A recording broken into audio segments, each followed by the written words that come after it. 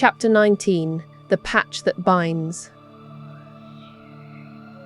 There was a tension in the air aboard the Bone Marrow, the kind that made you check corners for bugs that weren't there yet. The patch was coming. 4.2. Whispers of features and fixes, new mechanics and monsters echoed across comms and radio static alike. And every whisper came with the same caveat. Expect everything to break, gloriously.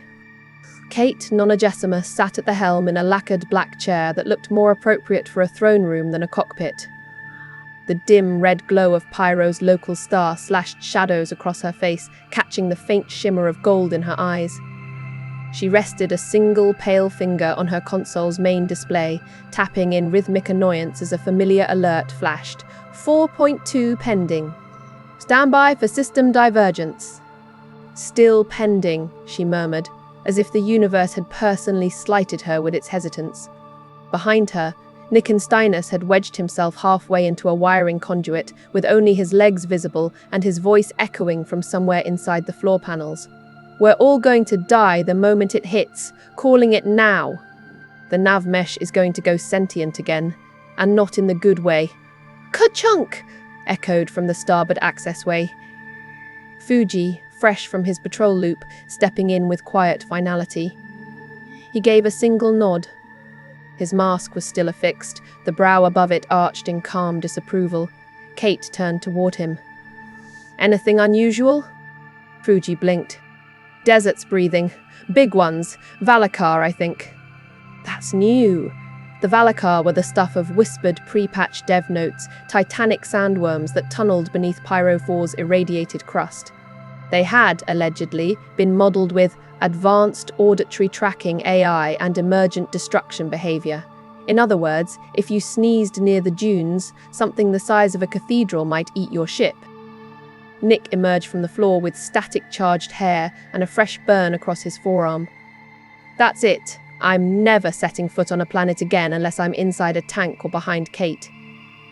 Then it's a good thing, Kate replied smoothly, that I've traded in the clot carrier. Even Bubblina, perched on a shelf, hummed a rising alert tone. You what? Nick finally stammered. Clots is gone. Swapped it for an Anvil Asgard.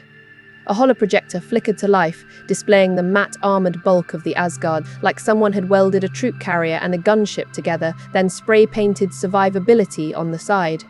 The cargo bay was large enough to carry a Pisces medical shuttle, or the newly designated Nursar, a repurposed medical Ursa rover painted in pastel white and mint green. I love her, Bubblina sighed. She's chonky. But, Kate added, her voice dipping into a rare tone of caution, there is one minor issue. The hatch killed Fuji on the first try. In their first boarding test, the Asgard's ladder hatch had slammed shut mid-descent, clipping Fuji at the hip and instantaneously ragdolling him into a decorative crate full of auto-tourniquets. By the time Kate and Nick reached him, his body had reformed twice, once inside the bulkhead and once in orbit. He returned 3 minutes later with only a slightly raised brow. Ladder's cursed, he noted. It's not cursed, Nick muttered, poking at the code diagnostics. It's just weirdly synced to gravity realignments and user animation triggers. So it's cursed, Bubblina concluded. They named the Asgard systems accordingly. The ramp, Jörmungandr, the ladder hatch, the guillotine, the cockpit, Valhalla Minor, the side doors, the teeth of the gods. Nick added a kill counter to the ladder and set it as public. Current tally, 3 Fuji, 2 Nick, 1 duplicate Bubblina, 1 admin ghost. Even Kate, grimly elegant as ever, gave it a wide berth. Boz's voice crackled over the long wave a few days later, smooth and slow like molasses poured over grit. Right, listen up, you lot. Pyro was breathing like a dying bear. The sand sings at night, and something massive is moving just under the crust.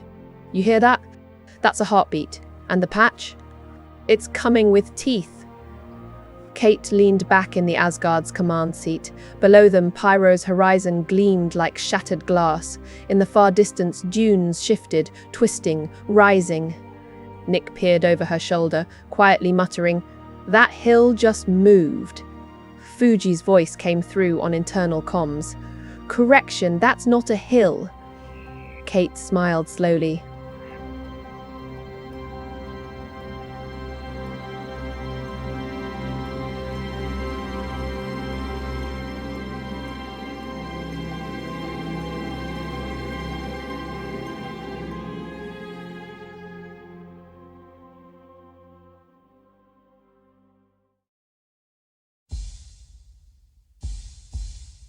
Chapter 20. The Cat of Many Deaths. The bone marrow hung suspended above Pyro 4, idling in orbit like an old ghost with nowhere left to haunt. Below, the planet simmered in silicate storms and shifting dunes waiting. Above, in every corner of galactic bandwidth, speculation echoed. The patch was imminent. Any cycle now, the servers would twitch, the stars would stutter, and the galaxy would cough out its latest batch of miracles and misfortunes. For now, though, the crew waited. Fuji trimmed the tops of his violet basil plants with surgical precision, crouched in the gently humid corner garden he had cultivated in the ship's otherwise sterile subdeck. Bublina drifted lazily overhead, narrating a fictional cooking show to an imaginary audience. Nick lay sprawled beneath an exposed console in the med bay, surrounded by open panels and a slow-growing collection of error logs. His foot twitched in time with the warning beeps. No one knew what system he was fixing, least of all Nick. And Kate. Kate had vanished for 6 hours and returned wearing death. It entered the room before she did, a soft mechanical purr clink with every step. The armor was matte black with neon pink highlights glowing at the seams like a nightclub had overthrown a tactical supplier. Twin cat ears rose from the helmet like sentinels of style. Etched in harsh script along the left temple, the word Kitty. Nick, half submerged in diagnostics, caught sight of the armor's pink underglow and muttered aloud without looking. "Who's the new NPC?" Nick paused. "Kate?" She nodded. The helmet blinked at him. One of the cat ears flickered as if in greeting. Nick blinked slowly. "That is not Gothic." She tilted her head. "Is it not?" The synth-filtered purr made everything worse. Fuji returned to his basil. "Pretty on brand, actually, I'd say," he said simply. The crew gathered later in the common area. A projected countdown blinked above the table, ticking down to nothing and then starting over. They had begun calling it the Eternal Pre-Patch. Kate sat proudly in her new suit, helmet still on, sipping from a porcelain teacup held delicately between armored fingers.